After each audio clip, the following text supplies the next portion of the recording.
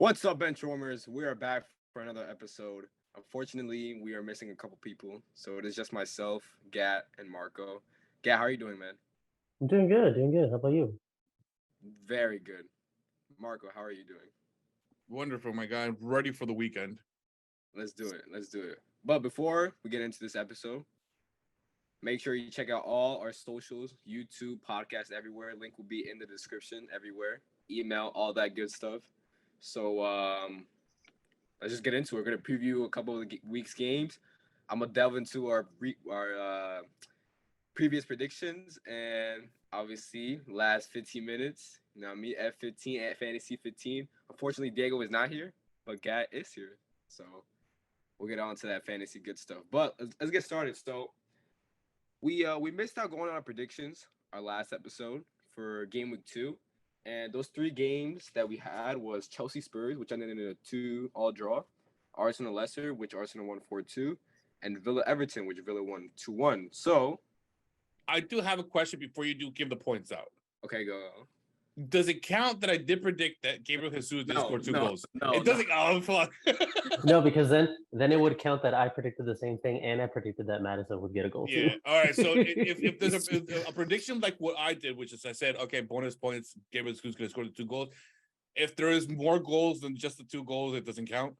Like it has to be like accurate. The score line had to end up 2-0. Yeah, no goal scorers, no goals. Like no. Just score. I mean, damn. Just the result. Just bragging rights if you do get the goal scorers. How good was it? I was like, yo, no, Gabriel is gonna score 2 goals. I'm like, I mean, Gad copied me, of course, because right after that, I was like, clearly oh, yeah, wasn't I before you you threw in the making Madison prediction? thing just for shits and giggles. I'm pretty sure I gave my prediction before you. But no, you went back and said the Gabriel Jesus thing after I said it. There's VAR. I'm kidding. I'm not gonna put that up. All right, well, I'm gonna go least to greatest for the game week 2 roundup. Whoever got the most points. So each with 1 point is Diego. So Diego got the result. I mean the result correct for Arsenal Leicester. So he predicted Arsenal would win. So he got 1 point. That's it. The other 2 he did not get anything correct. And then Eric also got 1 point. Eric got the Arsenal Leicester game. He just predicted the result correct. Arsenal to win. So both of them on 1 point. And 3 people with 2 points. So that's Gat with 2 points. Gat, you got the Arsenal result correct. Arsenal win. And you also got the Villa Everton result correct. Villa to win. Dyer, who is not here. Dyer got the Chelsea Spurs result correct. A draw. He also got the Arsenal Leicester result correct and Arsenal win. And Marco, you got the 2 points as well. You got the Arsenal Leicester result and a win with 1. And then you got the Villa Everton result with 1. And then me with 3. Let's go in order. Chelsea Spurs, I got 0. I predicted a 3-0 Tottenham win away at Stamford Bridge. I do recall that. Okay. The Arsenal Leicester one, I got 1. I predicted the Arsenal win. Villa Everton, baby. Got the score line correct. Villa 2-1. Thank you so much for who the fuck scored the Everton goal. I forgot who scored. I forgot exactly who scored. But thank you so much. Villa 2, Everton 1. So that leaves me with 3 points for game week 2, the highest out of all 6. So I haven't actually added up the game week 1 and game week 2. I actually want to add them all up for game week 5 and then kind of surprise myself. Okay, I'll take that. I mean, there is a surprise for the first place or the first 5 weeks. Yeah. So I have no idea who's ahead right now in terms of all combined. And we're walking into week 4, right? No, 3. 3. Okay, my bad. Sorry. 3. So that's the roundup for the predictions. Diego and Eric on the bottom with 1 for this week, and I myself, Nick, with 3. Top myself. I actually want to see who got top last week. Oh, me and Eric. Okay. So some gloating there. Some gloating. That's a little. It just means that you and I are mid-table as always. I mean, last season I was legit We're very mid-table. mid. We're very mid. Oh no, I think you're last place in some areas, but we'll get to that. Don't mention it, bitch. All right, so let's move on to this weekend's fixtures. I chose 3 games. like any other week. But we'll get to those games when they come. So 7:30 kickoff, 12:30 kickoff in the UK. Tottenham Wolves. Obviously, Wolves just announced Mateus Nunes from Sporting. Quickly on Wolves, I think they have a phenomenal team right now. The only thing they're missing is with Raul Jimenez obviously out form for the past 12 to 18 months. Ever since he got the head injury, they've really needed a center forward. And I know they have Hwang Hee-chan, but he's had that little purple patch where he scored a decent amount of goals. But even after that, he's been kind of on and off. So obviously, Mateus Nunes, I mentioned in the chat, Ruben Neves, Mateus Nunes pivot, and then Morgan Gibbs-White, who they sent out on loan to Sheffield United last season, who he had a phenomenal season with. And now Nottingham Forest want to offer £40 million for him, which is ridiculous on a side note. But honestly, Wolves, if they can get a center forward in, I don't know who. I think they're in from this striker for Benfica, Gonzalo Ramos. Apparently, he's decent. But either way, if they get a center forward in, man, Wolves, watch out for them because Bruno Lage, I think is a decent manager, especially if he gets back. I think they're gonna go on to do that. But remember, like the 2 to 3 years ago, when they went in like the Europa League, it was like that Jimenez and Adama Traore link up that they had really well. So I think they can get back into Europa League if they acquire really well. I think that's center forward. But Tottenham Wolves, honestly, they go on, Gak. No, just real quick before you move on to the Tottenham part. I just now, especially this season with Wolves doing a new system, they're doing a lot of the 4 in the back so that they can have that extra attacker, in the mid and just being able to go push forward and actually attack is something that we haven't seen in a while. Every time we would look at Wolves, we would always know exactly what you're going to get. You're going to get that back 3 or back 5, however you want to label it. They're going to frustrate everybody, but now this time they're actually trying to score. So it's going to be interesting to see just the team in general going forward, especially if they do get the center forward before the end of the window. And it's interesting you mentioned them switching to a back four. One of the reasons why I think they have switched to the back four is because they have a lot of more higher quality center backs. So in the past, when they would play that back three, it'd be probably Willie Boley, Connor Cody, Roman Saiz, who just went to Besiktas, Connor Cody, who just got sent on loan to Everton. And I think Willie Boley still at the club. Let me check. He is still at the club. Those 3 center backs, although they did pair well because as a collective unit, they actually played pretty well. But individually, they're not the best. So I think the reason why they switched to that back four, because now they have Max Kilman, who had a phenomenal season last season for Wolves. And also, they just bought Nathan Collins, Irish center back, who's very highly rated. So I think whenever you get, for example, obviously I mentioned Thomas Tuchel last episode. Four at the back is a lot more sustainable, right? So if you have higher quality center backs, you couldn't switch to that 4 in the back because it gives you that advantage up and higher up pitch. So this just is a sign of quality that Wolves already identified those 2 center backs who are great, who you can play that back 4 with. So yeah, honestly, Wolves, going into the season, I was kind of skeptical about them because I was like, is Bruno Lage going to get back? Because I think he's a decent manager. Obviously, it looks like he's going to back, and if they get a center forward, like you mentioned, honestly, they can actually do some stuff. But they gonna mention last episode, man. Tottenham, Wolves, never back the early kickoff. This Tottenham, I don't know if it's true. I saw the reports of it, but then I saw some reports that it might not be true. Apparently, Cristian Romero is out for 1 month with an injury. I don't know how true that is. Now that's big because I believe for this season, going into the World Cup, that's karma for the hair pulling, you little bitch. That's what that is. That's crazy. That's what that is. That's crazy, honestly. But Cristian Romero is he's miles above any center back they have. Miles above Eric Dyer, miles above Ben Davies, miles above Clement Lenglet, Davinson Sanchez.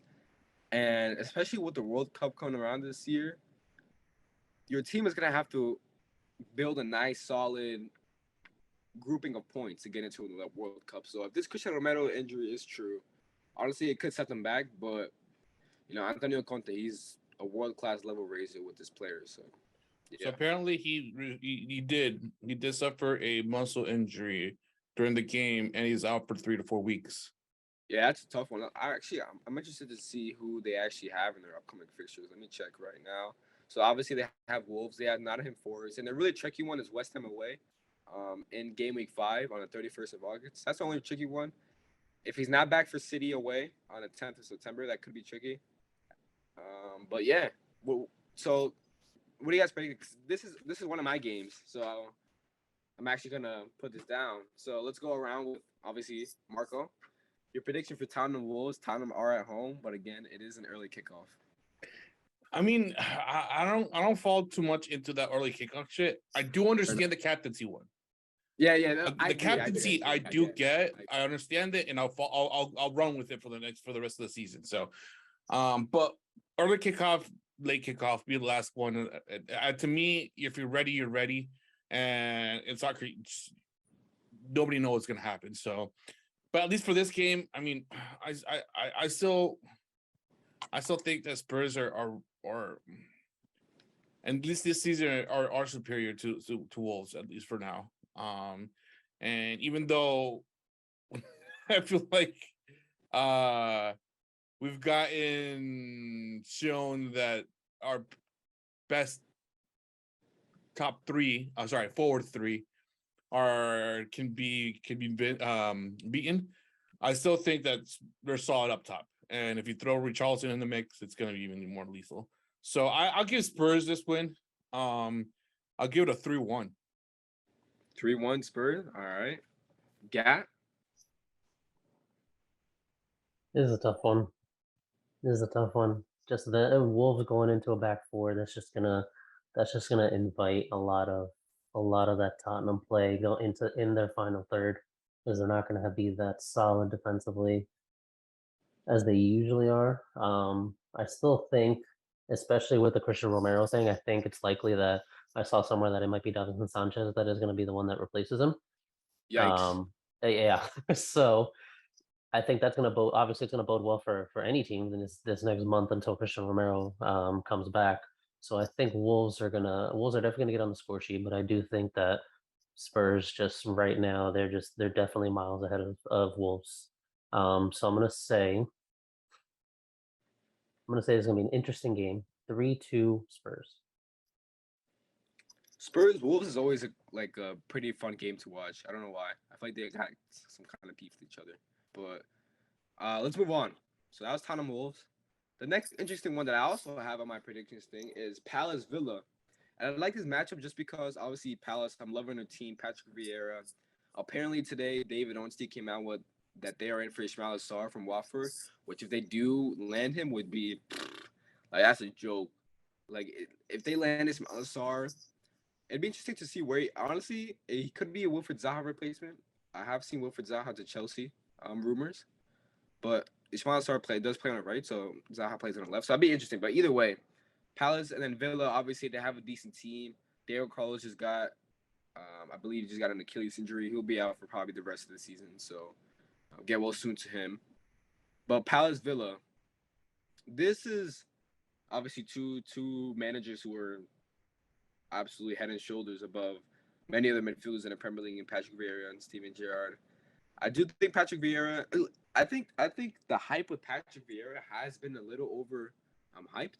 I think he's a good manager, but I want to see more, at least tactically on the pitch. I feel like with this group of players, he has to achieve.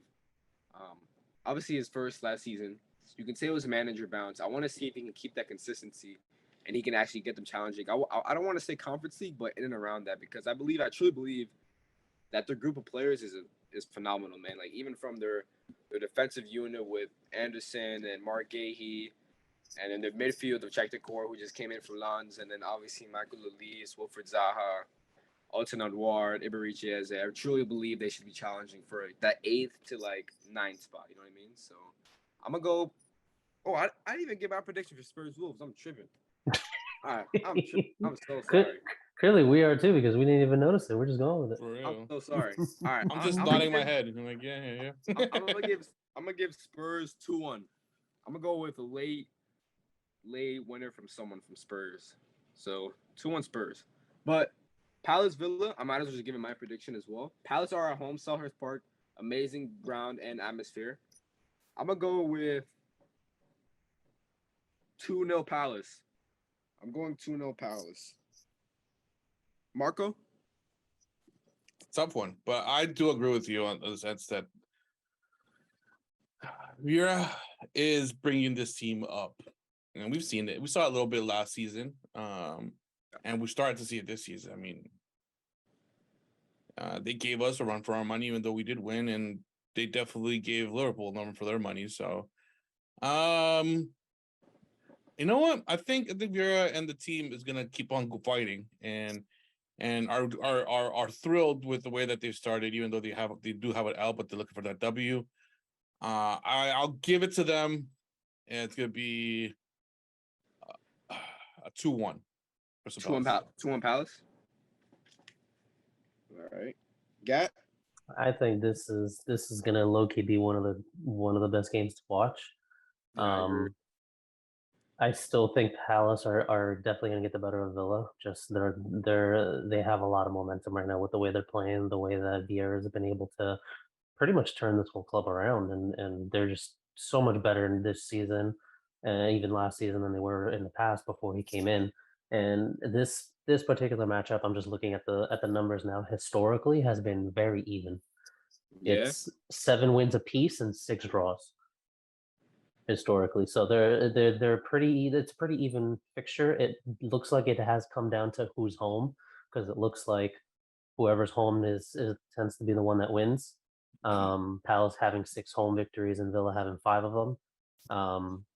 So I think just because they have the momentum, they're going to be home. It has to be a Palace win.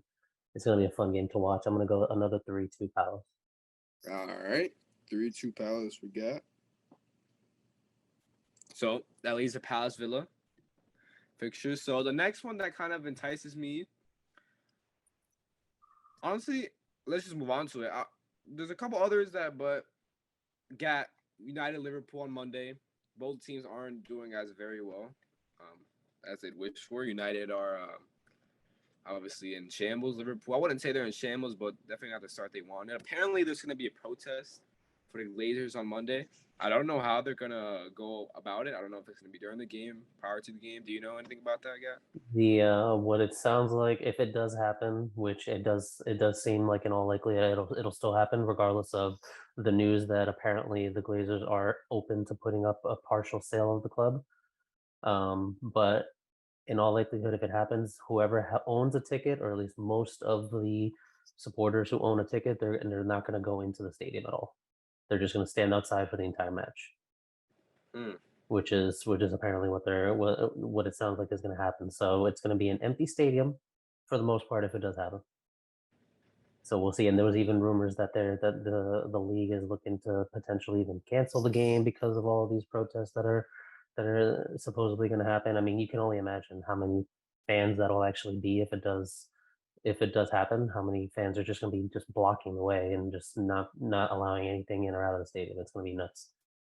Yeah. Yeah, but on the game itself, though, obviously on Liverpool's end, no Darwin Nunez. As of right now, Diogo Jota is currently injured. He won't be back probably to the end of this month. Roberto Firmino, Jurgen Klopp did say that he could be back. I think he will be back. Whether I think he'll play well, probably not. But I think my expected lineup, honestly, with injuries, probably obviously Alisson, Trent, Joe Gomez, Van Dijk.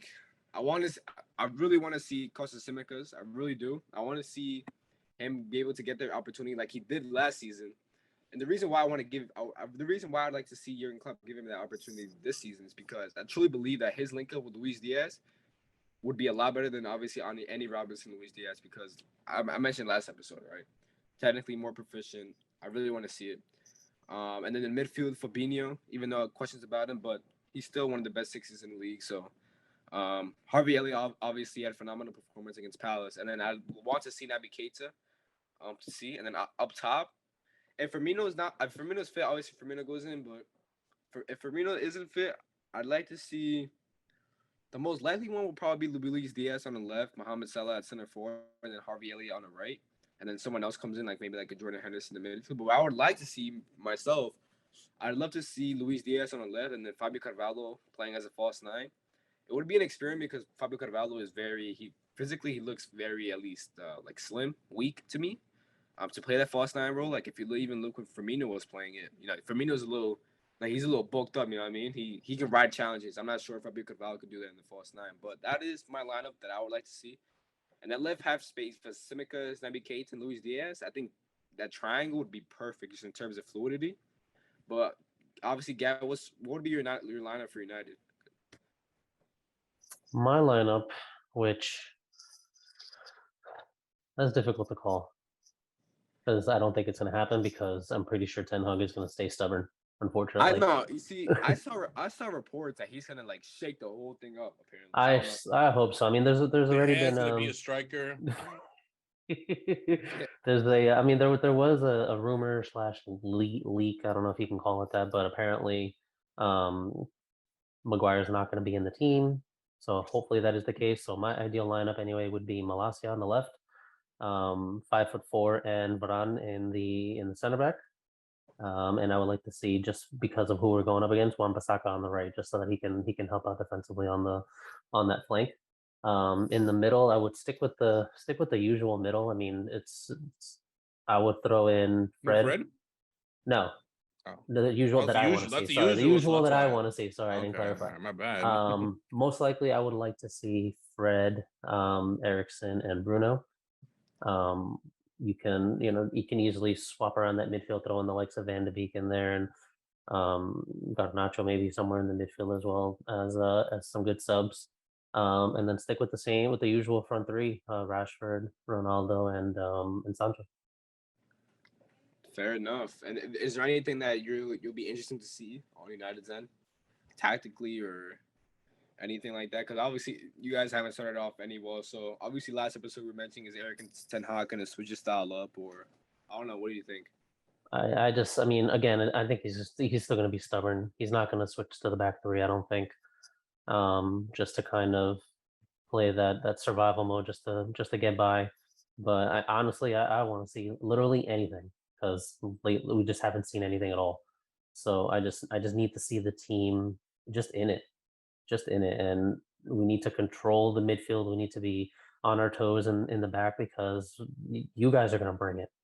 There's just no way you guys aren't. So we just need to be ready for that, mentally, and then just stay on it. Just stay on it, stay engaged, and even when that goal goes in, because there's no way that Liverpool don't score on us, because we're just atrocious in the back.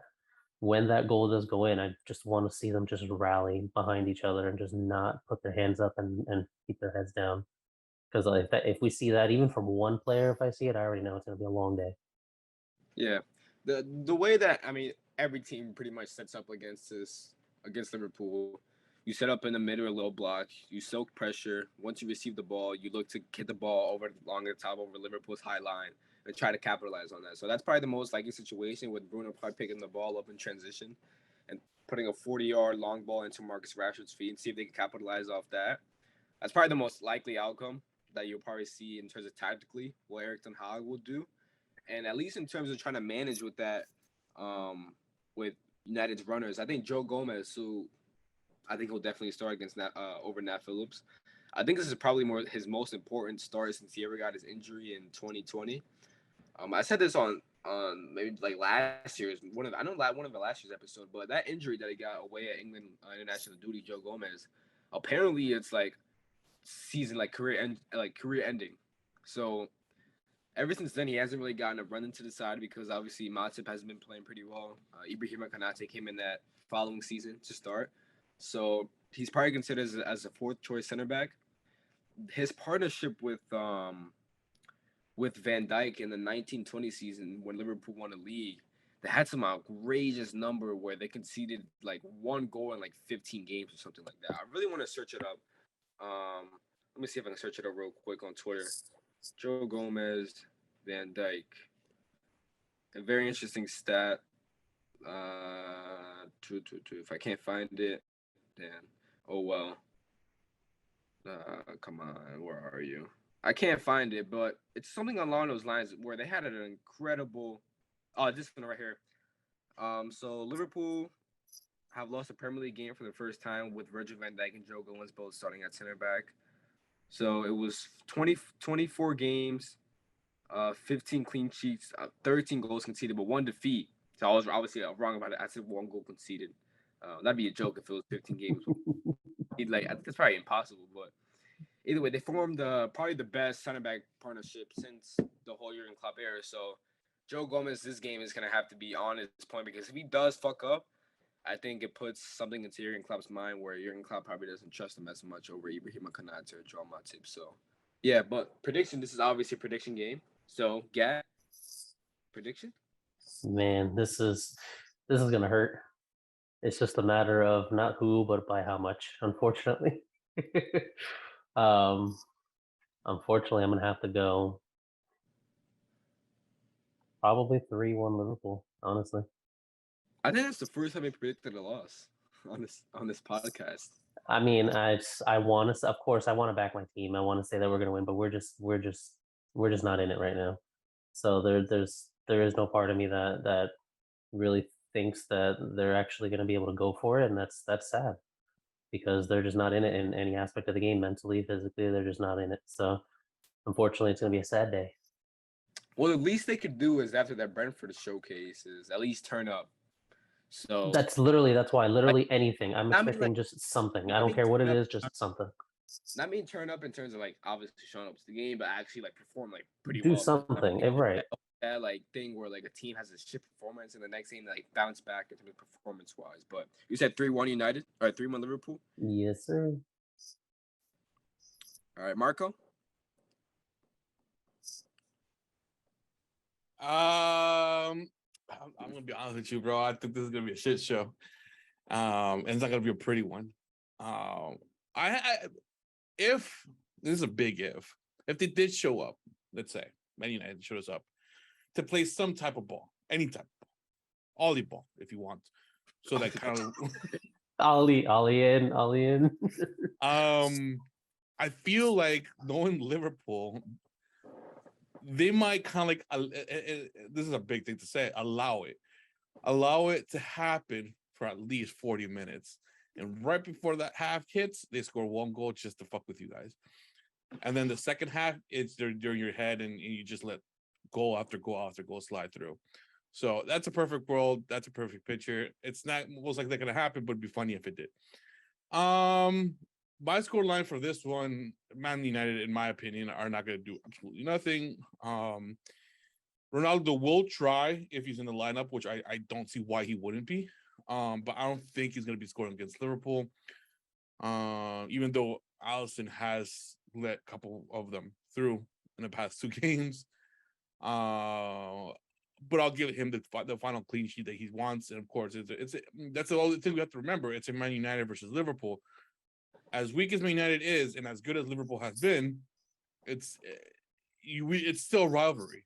We can't put that behind us. It's still rivalry. And of course, Liverpool's going to want to win. So, in my opinion, it's going to be a 5-0, maybe a little bit more, but I'll leave it at 5. Like last year. Wait, seriously, 5-0 Liverpool, Marco? Yeah, serious. Again, I know you're thinking about it, but you don't want to say it because you know it's not. You have to earn respect in this, at least in this case. I failed on that, Marco. Yeah, earn respect. Eric's not here, but I'll do it. You gotta earn respect. No respetan. And Liverpool's definitely not gonna respect Man United on Monday. If again, and then this is like with a little star next to it because like rumors and everybody's been saying there's a possibility that the game might not happen, but if it does, that game doesn't happen. Liverpool have to get the 3 points. There's no way it happens. Exactly. It already happened once. Yeah, the whole team is fit on both ends. Postponed it. Yeah, the team is fit for both ends. You know what? It would be. I think. Tim Foyle had time. I think because correct me if I'm wrong. If there's if a game doesn't happen, and because let's say quote unquote the team didn't show up, it's an automatic win for the team that did, right? And it's 3 points, and it's I think considered a 3-0, right? Defeat. No, it literally happened against Liverpool. They just postponed it. Oh, they just postponed it. Oh man, they protested the Glazers. No, was it Super League or Glazers? I forgot. It was a Super League, I think. No, because that game was played in. It was different. It was COVID. It was a little bit of both. It was COVID time, so it was a little different.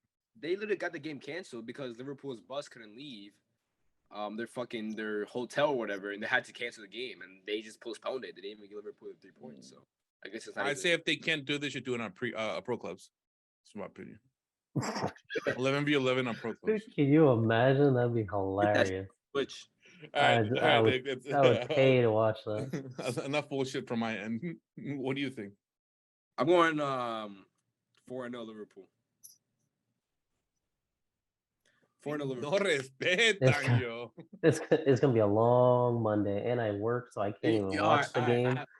So it's gonna. So I work as well, so I'm gonna go about not knowing the result until I come home, so I can watch the game. Oh, You gotta man. mute the chat then. I'm For real. a sociopath. Not even Like, mute the chat. You gotta mute Johnny No, because I know he's gonna I would go just off. put ESP on and just not check my phone from 3 p.m. to 5:30. But I was gonna do the same for the Palace game this Monday. Good thing I didn't fucking do it, because can you imagine me like just coming home?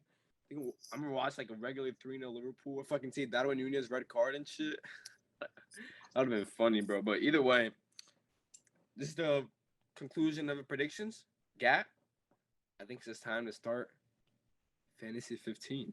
Come on, I like it. All right, well, Fantasy 15 or less, hopefully, or less. So real quick, just to start off, let's just get a quick update on how the leagues are doing, particularly the draft league, since that is the one that all of us here are participating in. So we're gonna go with the results from last week. We'll see here. Marco and Nick actually faced each other. Nick walked away with the win there, 44 to 41. By 3 points, baby. Thank you, I've been Hats off to you, Nick. The next two, who are both not here, Josue actually took the W against Eric, 37 to 33. So good job over there to Josue. And then I'm gonna hang on this for the rest of the season. I kicked Diego's ass. You said 1 out of 7, he said. I know 1 he's out gonna of listen to this, 7. and I told him yesterday when we were talking that I'm gonna patiently wait the text tomorrow morning, because I know he's gonna send something nice. Expect him giving you shit for something. Absolutely. I did walk away with the win against Diego, 48 to 39. So now just to take a look at how the standings go. Not last place FC is in last place, Marco. Marco, I should have put it. I should have put okay. not second place so I could be in first. It's still early.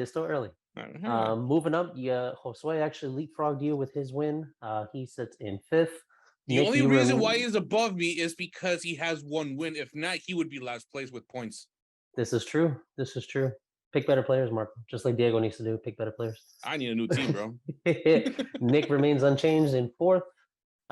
Diego drops all the way down to 3rd. Eric in 2nd. And for now, 2 games in, I am in the lead. But it is a long season, so a lot can definitely happen. And then really quick, just to take a look at where we all stand on the regular fantasy on our BenchWarmers League, just to see if I can pull it up here. So Diego is actually in 1st in that. Marco, you're in 2nd. Good job. Nick, you are currently tied for 3rd. I am in 7th. And I think we'll stop it there because I don't want to embarrass anybody else. But there are other people that are way down the list. You'll have to keep scrolling just to find them, unfortunately. So we'll just leave it at that. So that takes care of our mini leagues that we have going on. I know Diego has some ideas. I don't know if he got to you yet, Nick, but he does want to put something together just so that we can get it out there to show everybody what our teams look like, just so that they can follow along with us and not just take our word for it. So now we'll just get into a quick watch list and a drop list of who we should pick up or drop for the upcoming weeks. I'm going to start with the drops first. I really wish Eric would have been here because I would have loved his input on the last player I'm going to name to drop.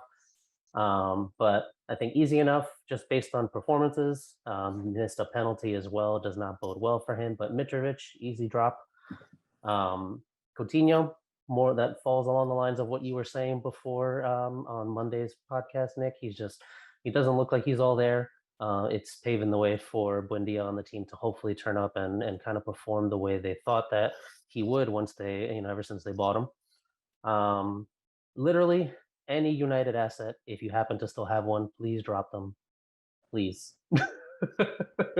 I dropped Rashford so quickly, it's not even funny. I was close to having 2 United players. Diego Dalot and Marcus Rashford. I had those exact 2, and I dropped one of them so far. We'll be dropping the second one soon. Same goes for Newcastle. If you have any Newcastle assets, it would definitely be good to just drop them. They don't have the best fixtures coming up. I believe, if I'm not mistaken, they play Liverpool and City amongst the next 3 weeks. They're honestly not assets you want to pick up until at least game week 6, I believe, is when their fixtures actually turn.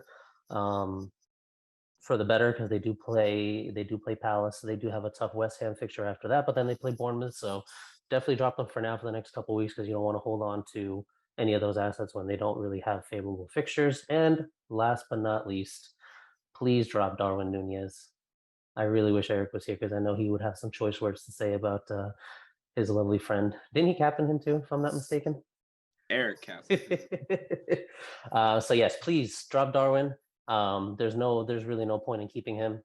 He already dropped in value. He might very well drop in value at least one or two more times before the week is over. So on that note, moving over to who we should pick up, especially piggybacking off of dropping Darwin, I think there's a lot of good players that you can actually look into just to beef up your squad, whether it's in the midfield or as in your forward spot as well. So what I have on here, definitely pick up Luis Diaz.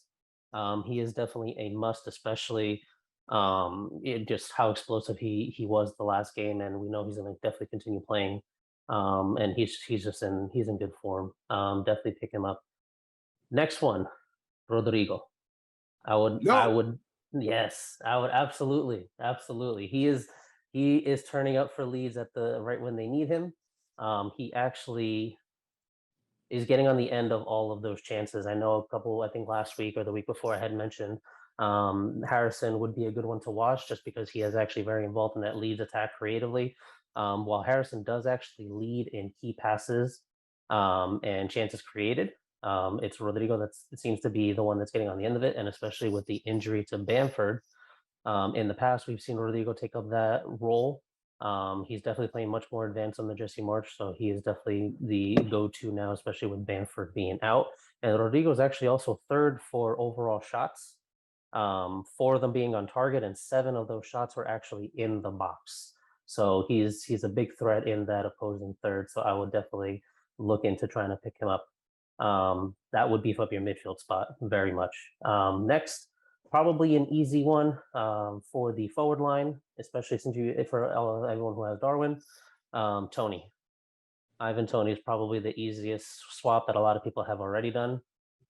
Just Darwin straight to Tony. Tony is, as you can see, he's been on form. He's showing that Brentford don't really need the creative aspect that Ericsson was bringing to them last season. They're doing just fine without him, and Tony's he's just a big threat. He's just everywhere, and he's very annoying. But please pick him up.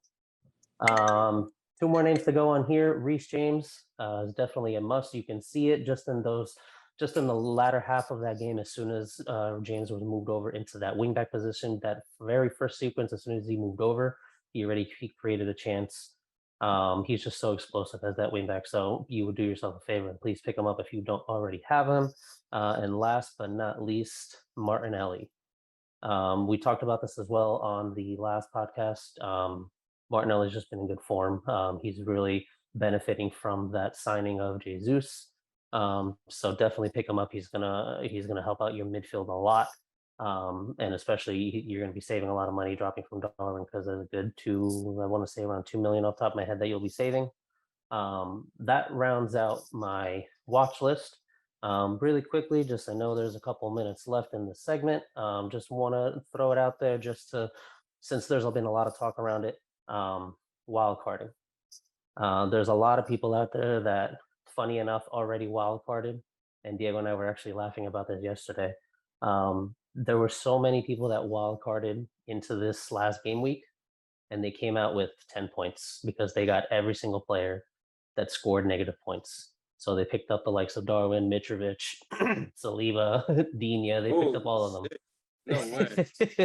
There's some of the funniest teams are out there if you just look it up. So I just wanted to just bring that to light.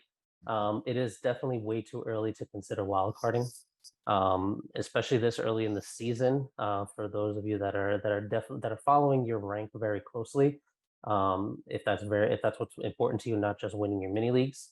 Don't be afraid to take a hit here and there.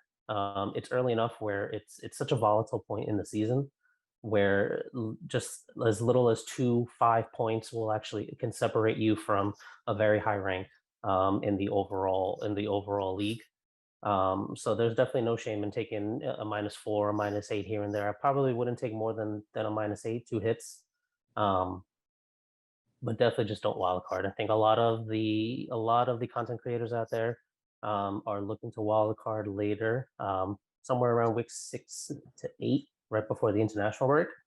But we'll touch base more on that as that time comes. But also, it is very team dependent. So unless you are one of those people that already have that horrible team that scored only 10 points, there is no need to wild card. Just take a couple hits if necessary. I think a lot of people tend to have a lot of the same players already anyway.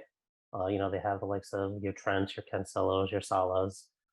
So what you want to think about when you wild card, it has to be different enough from your current team to warrant it. If you're going to wild card and you're only going to end up with maybe 3-4 new players, it's really not worth it.